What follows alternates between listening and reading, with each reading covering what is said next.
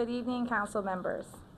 My name is Meaghan Murphy, and I live at 7055 Eastern Avenue.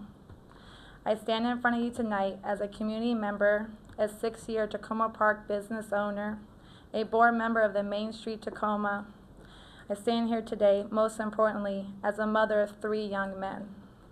2 of my 3 sons are with me tonight, Marcus Murphy, who attends Blair High School, and Christian Robinson, who attends DeMatha, along with my husband, Troy Robinson, and my sister, and one of my staff members. I asked Mayor Stewart, after serving her some delicious coffee, what Takoma Park was doing to address the tension sweeping the nation between law enforcement and community members. I wanted to know if there were programs or resources available for community members, such as myself, to help us process what we were experiencing nationwide and, more importantly, in our own backyards. Tensions between police officers and community members is not a new topic. However, social media, being used as a tool to receive news stories, is becoming more popular and is changing perceptions of how community members view police officers and vice versa. Everybody has different reactions to videos posted on social media sites like Facebook and Instagram. Some people have the option to unlike their friends who post videos and images around police officers. Some people repost videos to generate more awareness. Some people use videos as topic at dinner conversations or with colleagues, and some people don't use social media at all.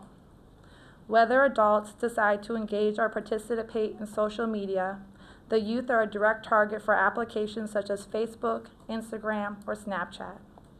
My children have witnessed unexplainable altercations between police officers and community members that leave them feeling frustrated, sad, helpless, and fearful of police officers. They have witnessed unarmed individuals across the country, some their own age, lose their life. Some households do not feel the need to discuss the videos with their children, but in our home, it's not an option. My husband and I spend a lot of energy in helping our children process what they have witnessed nationwide and what to do if they find themselves in a situation where an officer has approached them and asked them to identify themselves. The color of their skin makes them a direct target for misperceptions of their actions and puts them in a vulnerable place to be subject to misuse of force. My 1 son, Chris, has decided not to jog at Sligo Creek out of the fear of being misidentified and having to explain to an officer that he was exercising, not running away from a potential crime. I have spent the last few years struggling with how to process the reality that my children or my husband could be misidentified. At times I felt hopeless, but I always remind myself that I have a voice, and I can use my voice to create change in my community. This takes me back to when I approached Mayor Stewart. I expressed to her the need for Takoma Park to acknowledge what's happening across the nation and to take a proactive approach to prevent a headline from ever surfacing in our community. Unity in the Community Initiative was created as a plan of action to build upon the continuation of community responses throughout the nation to unite local police departments with their community into one collective voice. The initiative is a proactive step Takoma Park is taking to create and strengthen relationships between the Takoma Park Police Department, elected city officials, and community residents by expanding routine opportunities for people of diverse backgrounds to come together through community dialogue, relationship building events, and sustained partnerships. People have approached me over the last few weeks and expressed they think my initiative is great, but then they follow up with questions such as, what do you want from this initiative? What's my purpose, or what's my end goal? I want to know that the community I live in, the community I call home, the community I'm raising my children in, the community I opened up my business 6 years ago, the community my children go to school in, is not waiting for a headline to surface to respond to a national outcry that change must occur of how law enforcement and civilians interact. I want to know that my city council and my local police department acknowledge that there is tension between law enforcement and civilians, and that this is not an issue that one particular group is facing, but that this is an issue that the community as a whole is dealing with locally and nationally. I have spent more than 20 to 30 hours a week on this initiative since I have met with Mayor Stewart and Captain Collington at the end of July. I have personally responded to each and every email I received from community members in regards to focusing our efforts on unifying Takoma Park Police Department and the community residents.